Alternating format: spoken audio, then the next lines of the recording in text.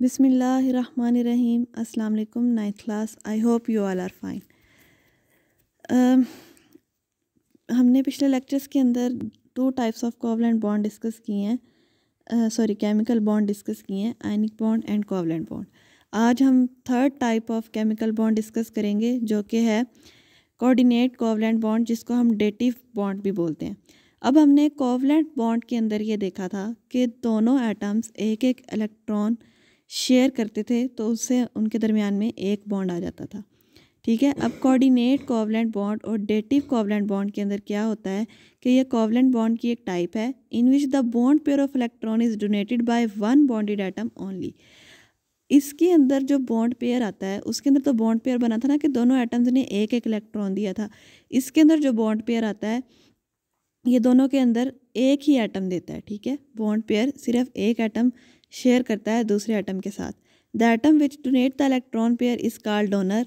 अब जो atom electron pair देता है उसको हम डोनर बोलते हैं। And the atom which accept the electron pair is called acceptor. और जो एटम इलेक्ट्रॉन पेयर को एक्सेप्ट करता है उसे हम एक्सेप्टर बोलते हैं। A small arrow is usually used to indicate the atoms and pair of electrons being donated। एक small arrow जो सा होता है वो usually यूज़ किया जाता है एटम्स को इंडिकेट करने के लिए, पेयर ऑफ इलेक्ट्रॉन्स को डोनेट करने के लिए। मतलब कि जो एटम इलेक्ट्रॉन को डोनेट कर रहा है वहाँ से एक एरो शो किया जाता है। The head of arrow is toward the acceptor atom. और उस एरो का जो हेड होता है वो एक्सेप्टर एटम मीन्स के इलेक्ट्रॉन पेयर का रास्ता शो करवाता है वो एरो। ठीक है। जिससा कि आपको आगे एक फिगर है उसमें नज़र आएगा। ये देखें, इस फिगर में आप देखें नाइट्रोजन का इलेक्ट्रॉन पेयर हाइड्रोजन की तरफ शिफ्ट हो रहा है, हाइड्रोजन के साथ शेयर हो रहा है। तो इस तरह एक एरो से इसको शो किया जाता है।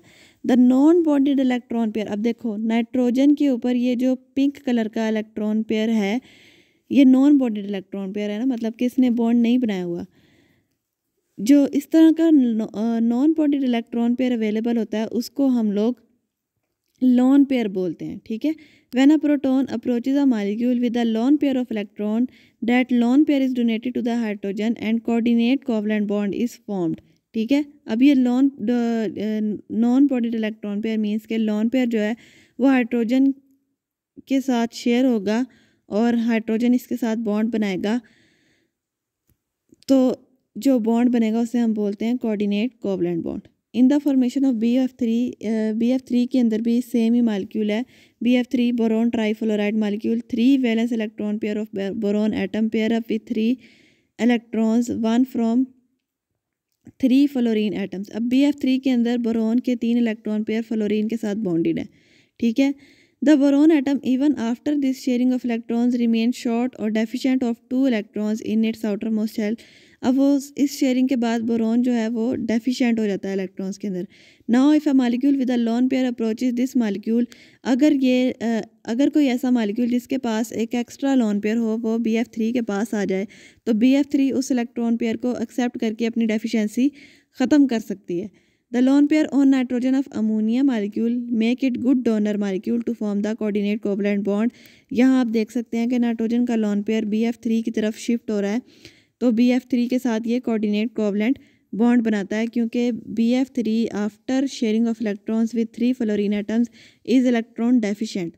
और उस इलेक्ट्रॉन डेफिशिएंसी को ख़त्म करने के लिए NH3 अपने लोन पेयर के साथ आता है और BF3 के साथ रिएक्ट करता है, और ये पूरे का पूरा इलेक्ट्रॉन पेयर इनके दरमियान में शेयर होता है, जिससे इनके दरमियान में आ जाता है कोऑर्डिनेट कोवलेंट बॉन्ड। तो हम यूँ कह सकते हैं कि कोऑर्डिनेट कोवलेंट बॉन्ड ऐसा बॉन्ड है जिसके अंदर एक एटम मुकम्मल तौर पर इलेक्ट्रॉन पेयर को शिफ्ट करता है, मुकम्मल तौर पर इलेक्ट्रॉन पेयर को शेयर करता है दूसरे एटम के साथ। तो जो बॉन्ड बनता है उसको हम कोऑर्डिनेट कोवलेंट बॉन्ड कहते हैं। नेक्स्ट है कोवलेंट बॉन्ड पोलर और नॉन पोलर हो सकता है। अब आपको पता है कि कोवलेंट बॉन्ड जो है वो दो एटम्स के दरमियान में म्यूचुअल शेयरिंग से बनता है। ठीक है। अब वो म्यूचुअल शेयरिंग किस तरह के एटम्स के अंदर हो रही है उस पर डिपेंड करते हुए कोवलेंट बॉन्ड की 2 टाइप्स हैं। If a covalent bond is formed between the two similar atoms, the shared pair of electron is attracted by both the atoms equally. Such type of bond is called non-polar covalent bond. अगर same atoms के दरमियान में electron pair share हो रहा है तो दोनों atoms के पास बराबर की ताकत है, तो दोनों एटम्स उस इलेक्ट्रॉन के ऊपर बराबर की ताकत लगाएंगे। इसको हम कहते हैं non polar covalent bond. The bond that are formed by equal sharing of electron pair between the two bonding atoms. This type of bond is called pure covalent bond. For example, bond formation in H2 and Cl2.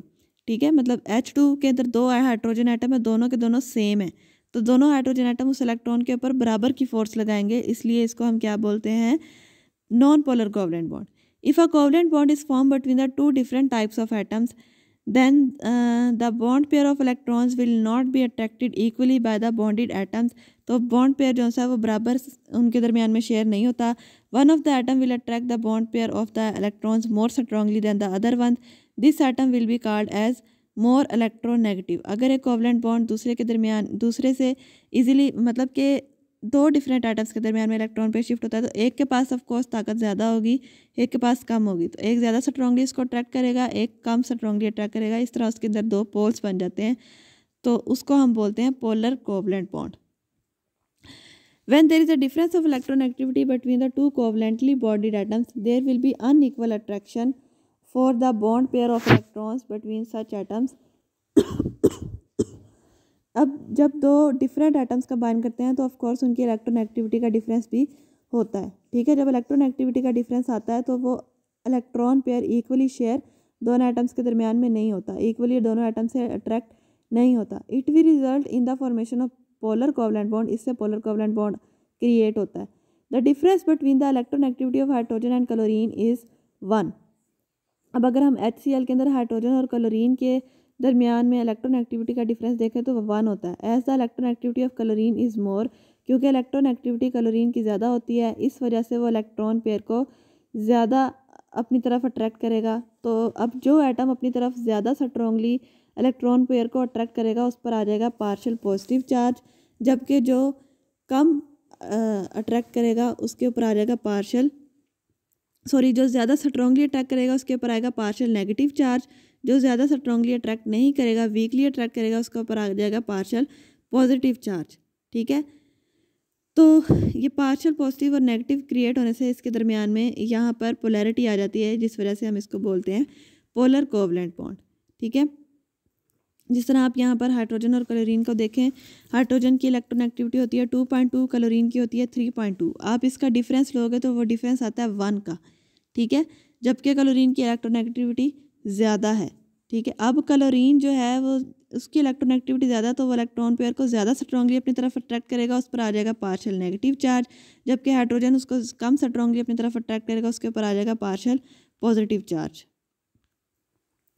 इस तरह उसके अंदर polarity create हो जाती है. ठीक है, the delta sign indicate the partial positive और partial negative charge that is developed due to the unequal sharing of shared pair और bonded pair of electrons. The compounds resulting from the polar covalent bond are called polar compounds. For example water, hydrogen fluoride and hydrogen chloride. ठीक है, अब इनके दरमियान में आप देख लो, आप हर जगह गौर करोगे partial positive partial negative. Partial positive मतलब कि वो वीकली अट्रैक्ट करा लोन पेयर को, बॉन्ड पेयर को, जबकि पार्शियल नेगेटिव वो स्ट्रांगली अट्रैक्ट कर रहा है. अब ये डिफरेंट चार्जेस आने की वजह से इसके अंदर पोलैरिटी क्रिएट हो जाती है, पोल्स क्रिएट हो जाते हैं, जिस वजह से इसको हम बोलते हैं polar covalent bond. By using electronegativity values, it is possible to predict whether a chemical bond will be ionic or covalent in nature. अब हम इलेक्ट्रोनेगेटिविटी डिफरेंस से ये प्रिडिक्ट कर सकते हैं कि वो जो बॉन्ड है वो आयनिक है या कोवलेंट है. A bond formed between the elements of high electronegativity and the elements of low electronegativity are ionic in nature. अब जिनकी इलेक्ट्रोनेगेटिविटी ज़्यादा होगी और जिनकी इलेक्ट्रोनेगेटिविटी बहुत कम होगी वो आयनिक होंगे नेचर के अंदर. मतलब कि ऐसा बॉन्ड जो दो इस तरह के एटम के दरमियान में बना है जिसमें से एक एटम की इलेक्ट्रोनेगेटिविटी ज़्यादा है और एक एटम की इलेक्ट्रोनेगेटिविटी कम है, तो इस तरह का बॉन्ड आयनिक होगा.